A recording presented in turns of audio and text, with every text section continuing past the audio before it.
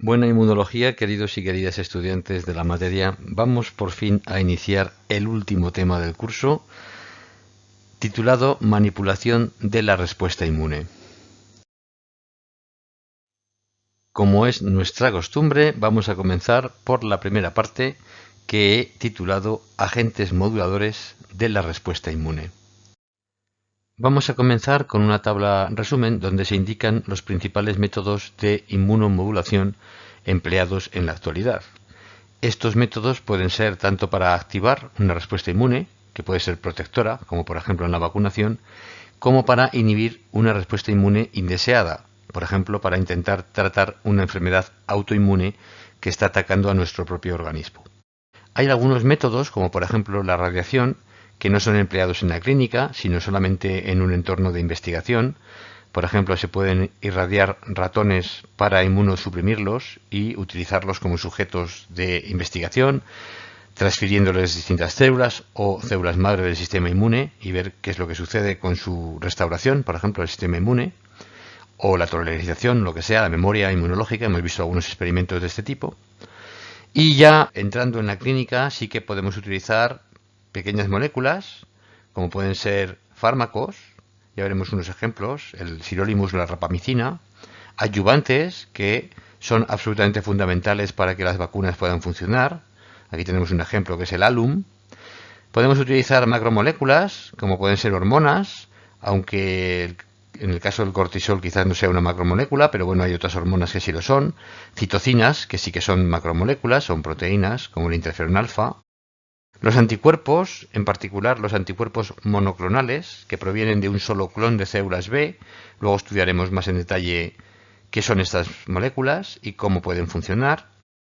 Las proteínas de fusión también se emplean, son proteínas que contienen dominios que proceden de dos proteínas diferentes, han sido fusionadas, dos proteínas distintas, y contienen por tanto propiedades o pueden desempeñar propiedades de las dos proteínas originarias de esta proteína de fusión. Un ejemplo es este CTLA4-IG, que está formado por la unión de CTLA4 y de una inmunoglobulina o un dominio inmunoglobulina. Este CTLA4, recordemos que es un receptor que tienen las células T, que es un receptor inhibidor, que se va a unir a B7-1 y a B7-2, que son los ligandos de CD28. CD28 sí es un receptor activador. CTLA4 es un receptor inhibidor de la respuesta inmunitaria. También podemos tener vacunas de ADN, que son experimentales, en las cuales se transfiere ADN, se inyecta ADN, que va a ser el que exprese una proteína, un antígeno, contra el que se quiere vacunar. No obstante, eso todavía no está en marcha y se está experimentando con ellas. Podemos también generar vacunas con subunidades, es decir, en lugar de tener vacunas que están formadas por organismos enteros, de los que vamos a hablar también luego, podemos tener vacunas que están formadas por antígenos de esos microorganismos por sus subunidades proteicas, por ejemplo. También tenemos las vacunas conjugadas, de las que ya hemos hablado en el pasado también en este curso. Podemos utilizar células y organismos para inmunomodular, por ejemplo, vacunas inactivadas o vacunas atenuadas. ¿De acuerdo? Las inactivadas serían, por supuesto, virus que no pueden reproducirse. Las atenuadas vivas, veremos lo que son luego, serían vacunas que sí pueden reproducirse, es decir, microorganismos vivos que pueden reproducirse, aunque lo van a hacer con muy poca virulencia. También podemos utilizar lo que se llamaría la transferencia celular adoptiva, en la cual veremos cómo se utilizan receptores quiméricos, receptores de antígenos quiméricos, con los cuales se han modificado las células T, y estas células T, gracias a estos receptores, pueden ahora atacar, por ejemplo, a células tumorales. Y por último, también hemos visto en el pasado, en el curso, que una manera de inmunomodular o de intentar recuperar el sistema inmune defectuoso es el trasplante de médula ósea. Vamos a comenzar estudiando con más detalle cómo se inmunorregula la respuesta inmune mediante los fármacos. Vamos a ver qué fármacos inmunosupresores en este caso se utilizan en la clínica, es decir, ya se administran a pacientes. En primer lugar tenemos los corticosteroides, cuyo mecanismo de acción es inhibir la inflamación e inhibir muchas dianas terapéuticas que incluyen la producción de citocinas por los macrófagos, pero no solo por los macrófagos, por muchas células. Tenemos también fármacos como la azatioprina, la ciclofosfamida y el micofenolato, que lo vamos a estudiar luego, los cuales son agentes que inhiben la proliferación de los linfocitos mediante su interferencia con la síntesis de ADN. Tenemos otra serie de fármacos como la ciclosporina A y el tacrolimus, el FK506.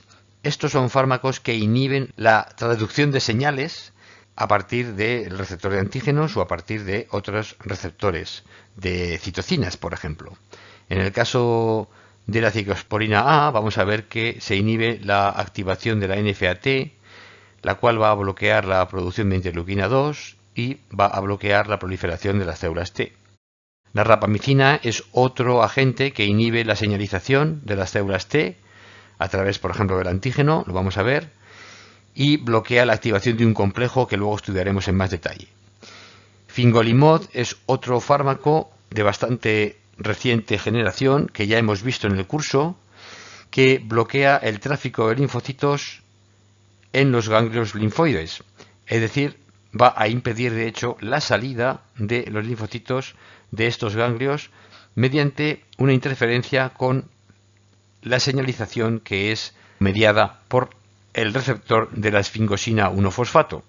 Recordemos que los linfocitos vírgenes entran en el ganglio, tienen que encontrar allí su célula dendrítica y si no la encuentran tienen que salir. Y los que encuentran su célula dendrítica con su antígeno tienen que ser activados, pasan por una ronda de expansión y luego también tienen que salir del ganglio muchas veces. Bueno, para salir del ganglio necesitan oler, entre comillas, una sustancia que es la esfingosina 1-fosfato, para la cual tienen un receptor.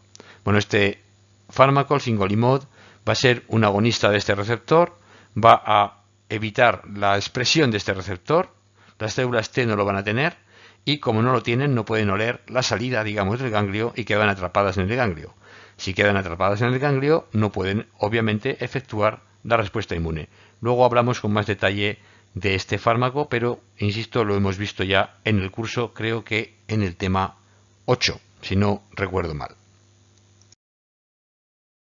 Entre los fármacos inmunosupresores más utilizados se encuentran los glucocorticoides, y aquí simplemente mostramos la estructura química de 3 de ellos, que, como veis, todos derivan de la estructura del colesterol. Vamos a estudiar con un poquito de detalle cómo funcionan estas sustancias y cómo son capaces de inmunosuprimir.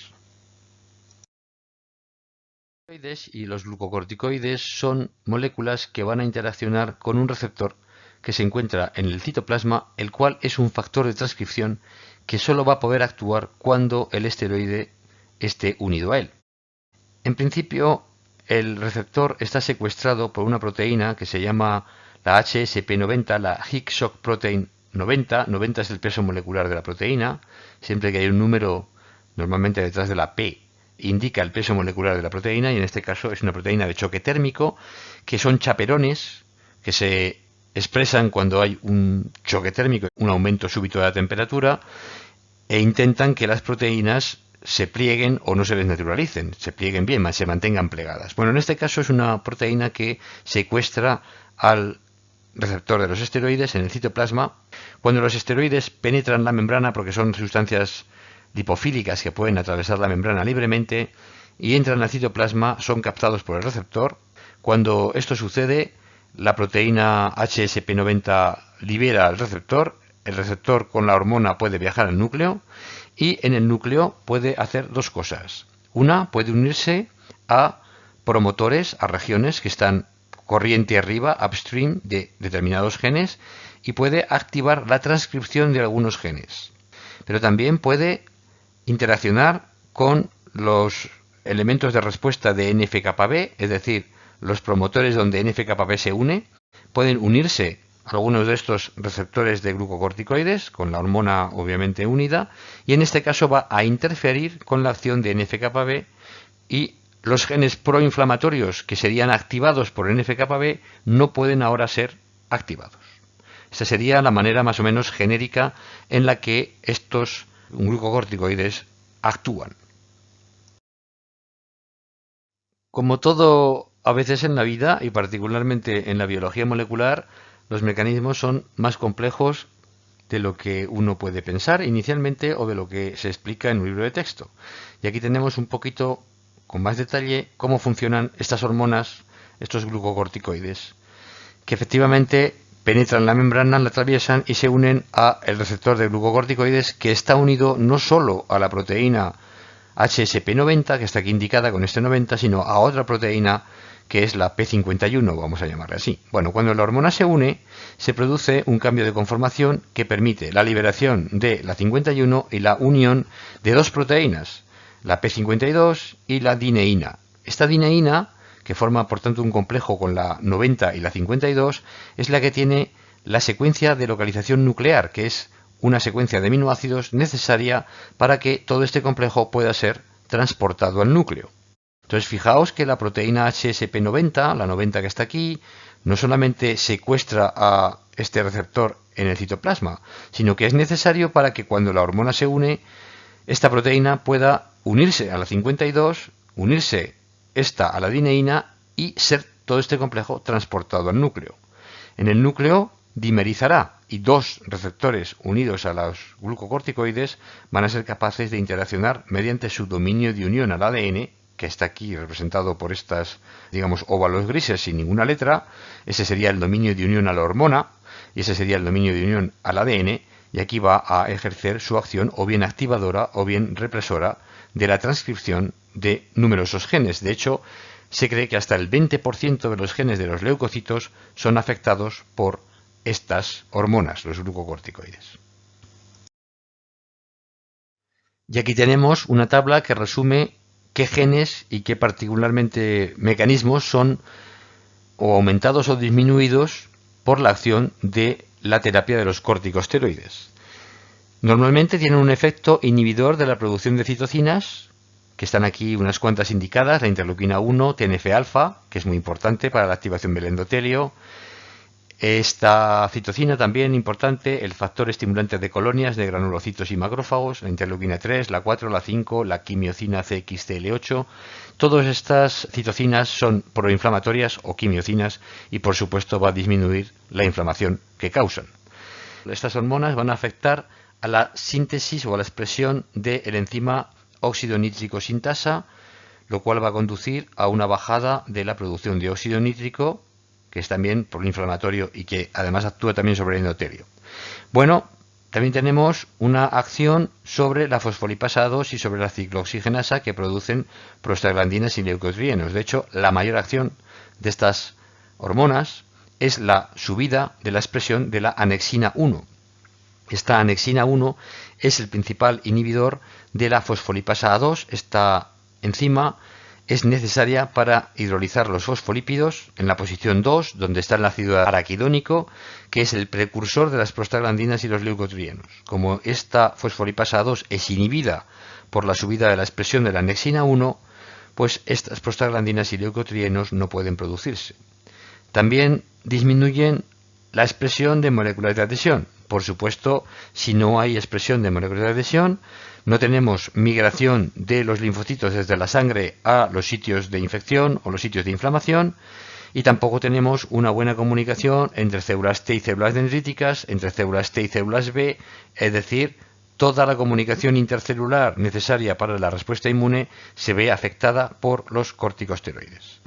Y por último tenemos una inducción de la expresión de endonucleasas, que son obviamente enzimas que van a romper, a degradar ácidos nucleicos y que van a facilitar la inducción de la apoptosis en linfocitos y también en los eosinófilos, que recordemos son unas células muy importantes para el mantenimiento de la alergia y que por tanto estas sustancias, los corticosteroides, van a ser también eficaces en luchar contra las reacciones alérgicas. Otra clase muy importante de fármacos inmunosupresores son los llamados fármacos citotóxicos, que, como su nombre indica, van a ser tóxicos para las células. Normalmente todos estos fármacos actúan mediante la inhibición de la síntesis del ADN, lo cual impide, claro, el crecimiento de las células que se dividen continuamente, como son las células inmunes. Por ejemplo, pueden ser las células madre de la médula ósea, que están todo el tiempo generando células inmunes, y también durante la expansión clonal tras su activación de estas células inmunes. Estos fármacos también pueden actuar sobre células tumorales, porque son células que se dividen continuamente, y de hecho algunos de estos fármacos inmunosupresores se utilizaron inicialmente como fármacos antitumorales y luego después se vio que podían ser también fármacos inmunosupresores, aunque algunos han sido también utilizados como armas químicas, como gas mostaza o derivados del gas mostaza, que ya veremos ahora. Bueno, vamos a ver, la azatioprina, es un nombre complicado con la prina esta. Bueno, pues esta es un profármaco que va a ser transformado en 6-mercaptopurina en el organismo, la cual va a ser a su vez transformado en ácido 6-tioinosínico, que es un inhibidor de la síntesis de purinas. Si las purinas no pueden ser sintetizadas, el ADN obviamente tampoco puede ser sintetizado. La ciclofosfamida es otro fármaco, o otro profármaco mejor dicho, que se transforma en mostaza fosforamida en el organismo, que es un agente alquilante del ADN.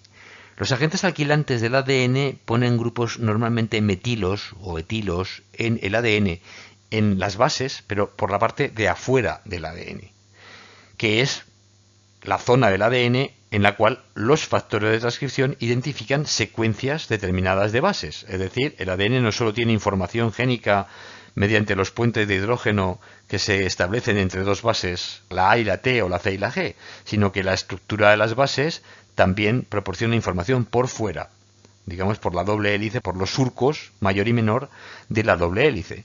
Los factores de transcripción se van a unir allí.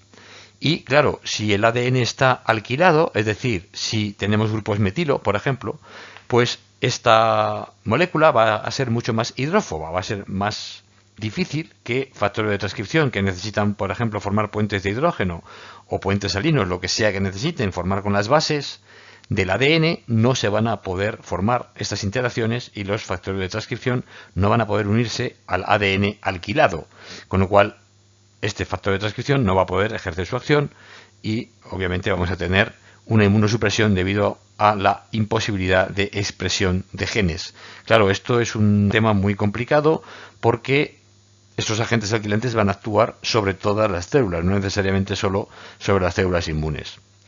Y por último tenemos en este apartado también el metotrexato, que es un inhibidor de la síntesis de timidina. Esta fue una sustancia fundamental para el desarrollo de los anticuerpos monoclonales. En cualquier caso se puede utilizar también como inmunosupresor, inhibe la síntesis de timidina y por tanto también va a inhibir la síntesis del ADN. Así pues, estos fármacos, todos estos tres, son fármacos citotóxicos porque inhiben la síntesis del ADN e impiden la generación de células inmunes y la expansión clonal. Otro fármaco citotóxico, y con eso vamos a acabar ya este apartado, es el micofenolato, que proviene del metabolismo en el hígado de un profármaco que es el micofenolato mofetil.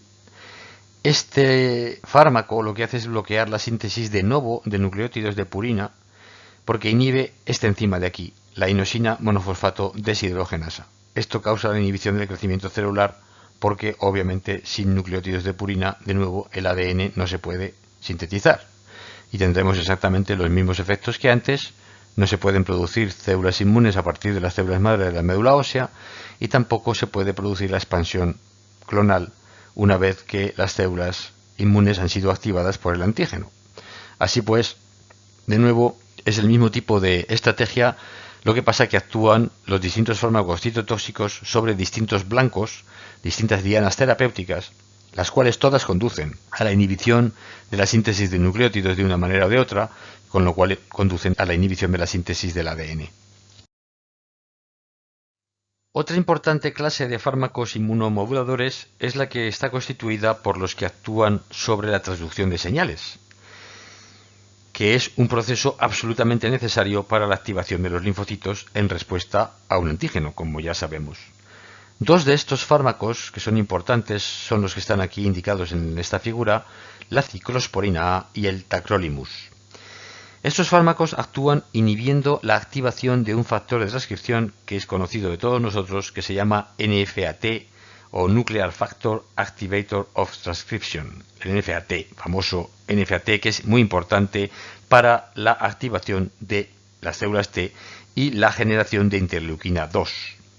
Este factor de transcripción normalmente se encuentra fosforilado en el citoplasma y secuestrado allí, es decir, no puede penetrar al núcleo. Solamente podrá penetrar al núcleo cuando sea desfosforilado. Para que sea desfosforilado es necesaria la acción de una fosfatasa que se llama la calcineurina. Esta calcineurina está en el citoplasma pero no está activa. Para que se active necesitamos la entrada de calcio al citoplasma, el cual va a ser captado por una proteína que se llama calmodulina. Recordemos que este calcio puede entrar debido a la generación de inositol trisfosfato que proviene de la acción de la fosfolipasa C-gamma1 tras la activación, por ejemplo, del receptor de las células T o del receptor de las células B. Cuando la calmodulina ha captado calcio, puede unirse a la calcineurina y activarla, es decir, el complejo calmodulina-calcineurina va a ser capaz de desfosforilar NFAT, el cual ahora podrá viajar al núcleo, unirse a las zonas del ADN que reconoce en los promotores de los genes y activar la transcripción de los genes. Por ejemplo, el gen de la interleuquina 2, que como vimos en su día es absolutamente fundamental para la expansión clonal de las células T. Bueno, en el citoplasma hay otra serie de proteínas que son las inmunofilinas, las cuales son susceptibles también de unirse a la calcineurina, pero solo se van a unir cuando algunos fármacos le induzcan esta unión. Uno de ellos es la ciclosporina A. Esta ciclosporina A va a unirse entonces a la inmunofilina va a cambiar su conformación y va a capturar a la calcineurina. La calcineurina va a ser capturada de este modo y no va a poderse unir a la calmodulina. Por tanto, no se va a poder activar y no va a poder desfosforilar NFAT, que va a permanecer inactivo en el citoplasma, no va a poder viajar al núcleo y no va a poder activar la transcripción. Por tanto, esta es una manera de inhibir la transducción de señales que conduciría, como siempre o como casi siempre conduce la transducción de señales, a la activación de un factor de transcripción, en este caso el NFAT. Existe otro tipo de fármaco que es el tacrolimus, el cual se une a una proteína que se llama FKBP, que son también unos complejos que impiden la unión de la calmodulina a la calcineurina y por tanto también impiden la acción de la calcineurina, o sea, con lo cual el NFAT va a seguir en el citoplasma, va a seguir secuestrado allí y no va a poder viajar al núcleo, por supuesto, incluso cuando el calcio haya podido entrar allí, ¿de acuerdo? Entonces, de nuevo, es una manera más en que estos dos fármacos, uno porque se une a esta inmunofilina y el otro porque se une a la proteína de unión AFK, se llama FKBP. Estas proteínas de unión, en cualquier caso, inhiben, recordemos de nuevo, insisto, inhiben a la calcineurina, que es una fosfatasa necesaria para quitar los fosfatos del NFAT y que éste pueda viajar al núcleo. No va a poder viajar en ausencia de activación de la calcineurina. Y estos fármacos, los dos, eso es lo que hacen. Además del efecto concreto de la ciclosporina A y del tacrolimus sobre la interleuquina 2, la tabla que vemos aquí resume otros efectos que estas dos sustancias, estos dos fármacos, también ejercen sobre las células T, las B y los granulocitos. Sobre las células T, además de reducir la expresión de la interleuquina 2, claro, cuando no hay una expansión clonal adecuada, esas células T tampoco van a producir correctamente o niveles adecuados de otras citocinas como la interleuquina 3, la 4, GM-CSF, el TNF-alfa, etc. Esto va a conducir a una proliferación reducida de las células T, pero también a una menor expresión o una menor activación de otras células inmunes. También vamos a tener algunos efectos sobre mecanismos efectores, por ejemplo, de los linfocitos TCD8, que liberan gránulos, como ya sabemos, con sustancias citotóxicas. Una de ellas son las esterasas de serina, que son enzimas proteolíticos, que van a conducir a la apoptosis de la célula diana. Bueno, pues esta apoptosis puede ser, en este caso, también inhibida. Por tanto, tenemos un efecto que sería tolerogénico. Estas sustancias recordemos, se van a emplear en la clínica, se emplean en la clínica sobre todo como inmunosupresores a la hora de realizar un trasplante o de hacer que ese trasplante sea tolerado.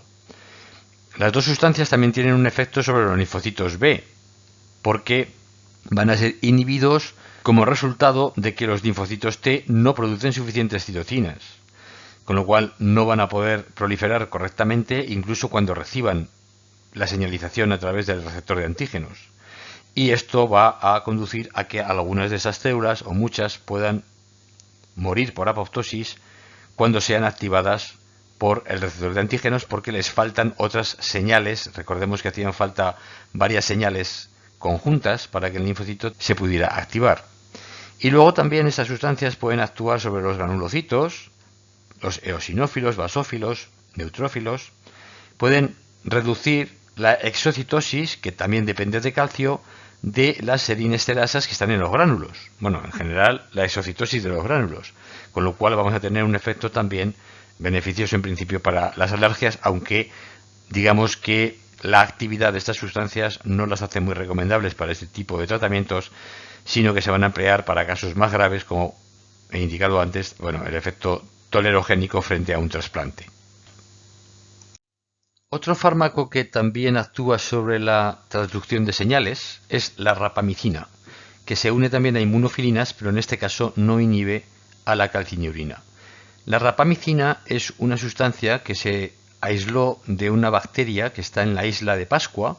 La isla de Pascua se llama Rapa Nui en el idioma de allí, y esta bacteria, que se llama Streptomyces hygroscopicus, pues es la que produce esta rapamicina, posiblemente como algún mecanismo evidentemente inhibidor del sistema inmune por este microorganismo, que ya sabemos que los microorganismos tienen una panoplia importante, un arsenal importante de mecanismos evasivos del sistema inmune, y en algunos casos pues estos mecanismos de esos microorganismos pueden ser utilizados por nosotros para fines terapéuticos. Bueno, es el caso de la rapamicina, que se va a unir a esta proteína FKBP y va a inhibir a dos complejos que se van a activar cuando la cascada de Ras-MAP quinasa o de PI3 quinasa se activen.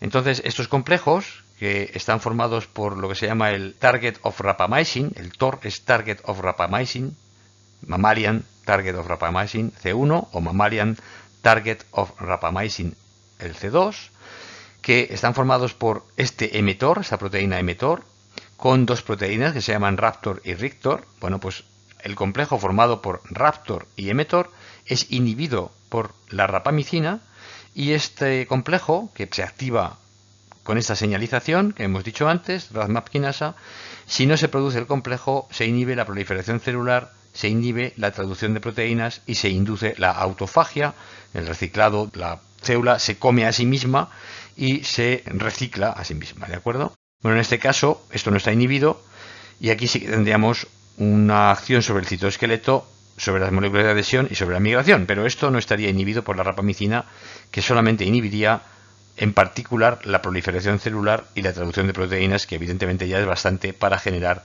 un estado inmunosuprimido bastante adecuado, ¿no?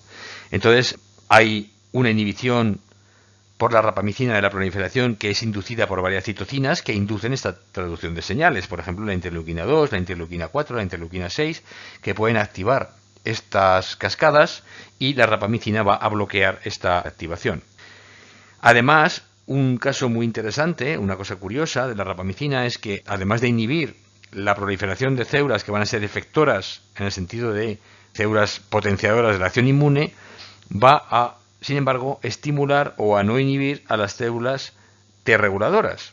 De hecho, las estimula, posiblemente porque la diferenciación de unas versus las otras, pues las cascadas de señalización que inducen la diferenciación de unas inhiben las de las otras. Por tanto, si inhibo esta cascada de señalización y dejo potenciadas o sin tocar otras cascadas de señalización, posiblemente eso hace que los genes que se van a expresar al final de las señales pues van a conducir a que sean genes que me hayan transformado el fenotipo de la célula T virgen en una célula T reguladora. Con lo cual tenemos una doble acción de la rapamicina, una acción que me va a inhibir las células efectoras que van a rechazar un trasplante, por ejemplo, y me va a activar la generación de células T reguladoras que van a ser tolerogénicas para ese trasplante. Por tanto, es un fármaco sumamente interesante e importante en la clínica. Otro fármaco que se ha desarrollado recientemente, que es también inmunosupresor, se llama fingolimod y es un análogo de la esfingosina 1-fosfato. ¿Cómo funciona el fármaco? Pues lo hace secuestrando en el ganglio linfático a las células T vírgenes o incluso las activadas. A ver, recordemos que para que una célula T virgen se active tiene que penetrar en el ganglio linfático y encontrar allí su célula dendrítica con su antígeno expresado en el MHC de tipo 1 o de tipo 2. Si la célula virgen no encuentra a su célula dendrítica, huele, digamos, la salida mediante un receptor, que es el receptor de la esfingosina 1-fosfato, y esta sustancia se produce, digamos, en el ganglio y es más concentrada en los vasos linfáticos eferentes, es decir, las células T vírgenes que no se han activado van a salir por el ganglio linfático a través de la linfa, a través del vaso linfático eferente, ¿de acuerdo? Y abandonarán el ganglio por allí, volverán a la circulación de nuevo por el ducto torácico y volverán a entrar en algún otro ganglio. Cuando las células T, sin embargo, encuentran el antígeno, se activan y lo que hacen aquí es activar la expresión de una molécula que se llama CD69. Esto conduce a que el receptor S1PR1, el de la esfingosina fosfato, es disminuido. Y estas células, por unos días, dejan de poder oler dónde está la salida. Es decir, no detectan a la esfingosina 1-fosfato. Se quedan atrapadas en el ganglio y proliferan unos días allí. Cuando han proliferado, vuelven a bajar la expresión de CD69 y a subir la expresión de S1PR1, de este receptor, con lo cual, cuando sube este receptor, pueden volver a oler a la molécula, oler por supuesto entre comillas, a la molécula de esfingosina 1-fosfato y pueden salir del ganglio por los vasos linfáticos eferentes y buscar los sitios de infección. Bueno, si utilizamos este fármaco, que es un análogo de la esfingosina 1-fosfato, puede ser fosforilada, ¿qué va a pasar? Este fármaco es un agonista de los receptores.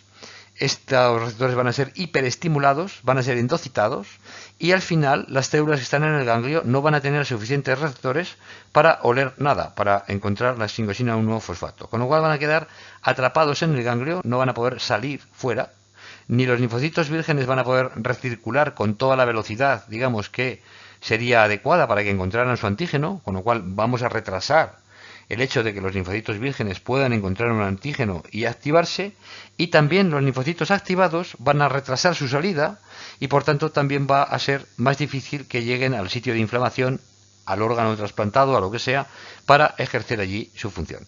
Este es el mecanismo de acción del fármaco llamado fingolimod. Otra herramienta inmunomoduladora muy importante la constituyen los anticuerpos monoclonales, que pueden modular la respuesta inmune y que hay aprobados ya en el mercado pues varias decenas de ellos, ¿no? Los anticuerpos monoclonales son producidos por un solo clon de células B, de ahí su nombre de monoclonal, y por tanto van a estar dirigidos no solo ya contra un antígeno concreto, sino contra un epítopo de ese antígeno. La ventaja que tienen los anticuerpos monoclonales es que se pueden producir en grandes cantidades en el laboratorio y pueden inyectarse a los pacientes en grandes cantidades, donde van a ejercer en estos pacientes pues una acción inmunomoduladora. Un ejemplo de anticuerpo monoclonal lo tenemos aquí en un anticuerpo que actúa para evitar los ataques de esclerosis múltiple, que es una enfermedad autoinmune que está causada por una acción del sistema inmune frente a la proteína mielina. Se produce una desmielinización del sistema nervioso, se pierde la vaina de mielina. Esta desmielinización impide la transmisión de las señales nerviosas y tenemos parálisis, tenemos una serie de efectos neurológicos debido a la acción incorrecta del sistema inmune frente a estas moléculas del sistema nervioso. Obviamente, para que el sistema inmune actúe sobre el sistema nervioso, debe salir del endotelio las células inmunes y deben atacar al sistema nervioso fuera de la circulación. Para eso necesitan, como siempre, adherirse al endotelio y para ello utilizan integrinas, en este caso la alfa-4 beta-1, que va a ser el ligando de la molécula de adhesión VCAM1 que está en el endotelio, y esto va a permitir que estas células salgan por diapédesis y ataquen al sistema nervioso. Si desarrollamos un anticuerpo monoclonal que se une, en este caso, a la cadena alfa de la integrina alfa 4 beta 1, se une a la cadena alfa 4 y bloquea esta integrina, las células del sistema inmune, ni los linfocitos T, ni los neutrófilos, en fin, los leucocitos que vayan a salir o que tengan que salir del endotelio, lo van a poder hacer, porque no van a poder adherirse fuertemente a la VCAM1, lo cual es absolutamente imprescindible para que estas células puedan salir por diapédesis, como se muestra aquí. No van a poder salir en este caso. Como no pueden salir, no van a poder atacar a la mielina, no se va a producir ningún efecto contra esta sustancia y vamos a tener pues una disminución de la generación de lesiones causadas por el sistema inmune, como se ve en esta gráfica. Si lo que hago es analizar las lesiones cerebrales por resonancia magnética y veo un grupo que no trato con nada, es decir, le doy un placebo, y a otro grupo al cual le doy este anticuerpo que se llama natalizumab, cualquier cosa que acaba en mab es un anticuerpo monoclonal, mab viene de monoclonal antibody. Bueno, pues este natalizumab, si voy administrándolo a los pacientes de esclerosis múltiple y vemos cómo van progresando las lesiones que se van formando, obviamente hay una reducción muy significativa del número de lesiones porque estamos inmunosuprimiendo debido a que impedimos la salida de nuestras propias células del sistema inmune a el tejido nervioso. Obviamente este anticuerpo va a impedir la salida de cualquier linfocito a cualquier sitio de infección, porque no estamos siendo selectivos con la salida al sistema nervioso. Estamos inmunosuprimiendo de manera general. Pero bueno, la cuestión es inmunosuprimir de manera controlada, de modo que disminuyamos el número de lesiones, pero no inmunosuprimamos tanto como para no poder defendernos de las infecciones, aunque obviamente siempre tenemos un problema de inmunosupresión, tenemos un menor riesgo de enfermedad autoinmune, ¿vale?, pero también tenemos un mayor riesgo de contraer infecciones. Esto es un problema generalizado de cualquier método inmunosupresor. Estamos tolerando un trasplante, por ejemplo, o estamos impidiendo una enfermedad autoinmune, pero al mismo tiempo estamos aumentando el riesgo de contraer alguna infección. Los anticuerpos monoclonales, al menos en el laboratorio, han demostrado poseer una capacidad importante de modular la respuesta inmune. Aquí lo vemos en un experimento en el cual se hace un trasplante a un animal. Ese trasplante es un animal amarillo indicado que tiene un MHC de tipo el que sea, y se le hace un trasplante de piel de otro animal que tiene un MHC incompatible con el primero. Obviamente el trasplante va a ser rechazado en un rechazo primario, tenemos una caída de la supervivencia del trasplante hasta que al final es rechazado del todo. Si le hacemos un segundo trasplante al animal, este trasplante es rechazado de una manera más acelerada porque tenemos la respuesta en memoria. Pero este rechazo se puede modular mediante la inyección de un anticuerpo anti-CD4 monoclonal anti-CD4. Este anticuerpo va a unirse al CD4 y va a impedir que las células TCD4 se unan al MHC de tipo 2 en general, porque recordemos, el CD4 era este correceptor que era necesario para unirse a el MSC formando una pinza con el receptor de las células T. Es decir, la célula T se unía al MSC por la parte del péptido y el CD4 se unía por la parte lateral a el MSC y formaban esta pinza. Si tengo un anticuerpo monoclonal contra el CD4, este CD4 no puede unirse al MSC y las células T no tienen suficiente afinidad, digamos, para unirse a estas moléculas con los péptidos correspondientes. Si inyectamos este anticuerpo monoclonal y esperamos a que desaparezca de la circulación y a partir de ahí hacemos un trasplante, el trasplante es rechazado de la misma manera que lo era aquí. Pero si inyectamos el anticuerpo a la vez que hacemos el trasplante, resulta que el trasplante es tolerado, y si después le hacemos otro trasplante a este animal sin inyectarle ya ningún anticuerpo más, el trasplante sigue siendo tolerado. Es decir, se han generado de esta manera o células T reguladoras que toleran, o se ha evitado de alguna manera que las células T que reconocen al trasplante lo hagan así y lo rechacen. De acuerdo, entonces, estos anticuerpos monoclonales que actúan frente a moléculas concretas del sistema inmune necesarias para la activación de una célula T, de una célula B, la adhesión de las células, etcétera, tienen una capacidad de inmunomodular que es bastante potente, ¿no? Entonces se están utilizando, por supuesto, en el entorno clínico. Pero su uso en el entorno clínico ha generado algunos problemas que están aquí, dos de los más importantes. Uno es una respuesta inmunitaria contra los anticuerpos de ratón, que se llama HAMA, Human Anti-Mouse Antibodies, es decir, se producen anticuerpos humanos contra el ratón. ¿Qué va a pasar si esto se produce? Pues esto es un ejemplo de la enfermedad del suero, es un ejemplo moderno de la enfermedad del suero. Recordemos que la enfermedad del suero, además de que se podía producir contra la penicilina, inicialmente se llamó así porque se inyectaban, por ejemplo, bacterias a caballos, se esperaba que el caballo desarrollara una respuesta inmune contra la bacteria y en el caso de que hubiera un paciente que contrajera una enfermedad la que fuera que no pudiera vencer, se inyectaba suero de caballo a la espera, muchas veces bien fundada, de que los anticuerpos de caballo iban a neutralizar ese agente infeccioso e iban a ayudar al paciente a vencer la infección. La primera vez que se inyectaba suero de caballo, ya lo he dicho en otra ocasión, no pasa nada, pero el sistema inmune del paciente que lo recibía generaba una respuesta humana anticaballo. La segunda vez, entonces, teníamos esos anticuerpos presentes, unos anticuerpos humanos presentes que iban a reaccionar contra las proteínas del suero de caballo e iban a generar inmunocomplejos. Los inmunocomplejos iban a activar el complemento, se iban a depositar en capilares e iban a generar una respuesta inflamatoria generalizada que podría ser a veces hasta mortal porque podría comprometer la circulación de órganos importantes como el riñón. Bueno, lo mismo sucede aquí con los anticuerpos monoclonales de ratón. La primera vez que los inyectamos, por ejemplo, para luchar contra un tumor, no sucede nada, pero el paciente desarrolla una respuesta inmune. Esta respuesta inmune se va a manifestar crudamente cuando inyectemos una segunda vez el anticuerpo de ratón. Se van a producir inmunocomplejos y se va a producir la enfermedad del suero. Por tanto, esto es un problema importante para el uso de los anticuerpos monoclonales que se generan en ratones en la clínica.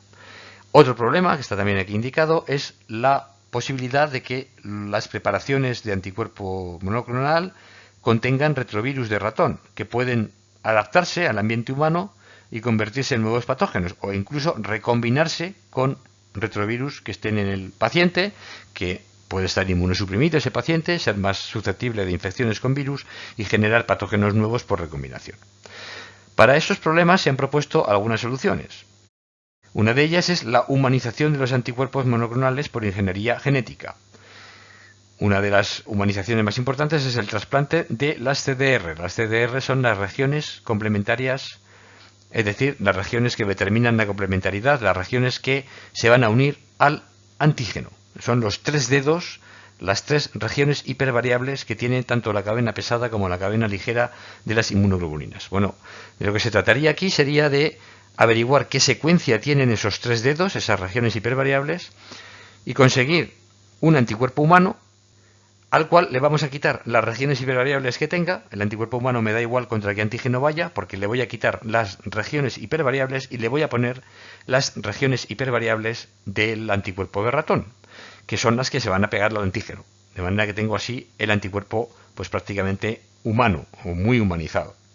Pero no contentos con eso, se han generado ratones inmunohumanizados, es decir, son ratones a los cuales les han quitado los genes de la generación de anticuerpos y les han sustituido esos genes por genes humanos. De modo que cuando inyectamos al ratón un antígeno y este ratón produce una respuesta inmune, los anticuerpos que va a generar el ratón van a ser humanos, completamente humanos.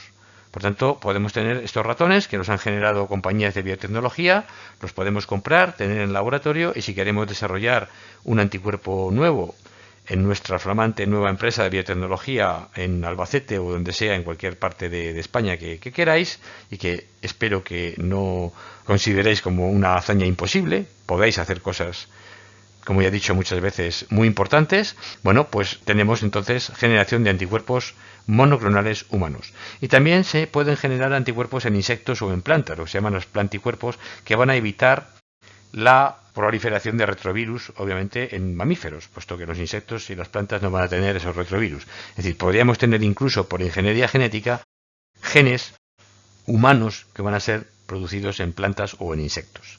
Así pues, estas soluciones bastante creativas nos han permitido el desarrollo de muchos anticuerpos monoclonales para uso clínico.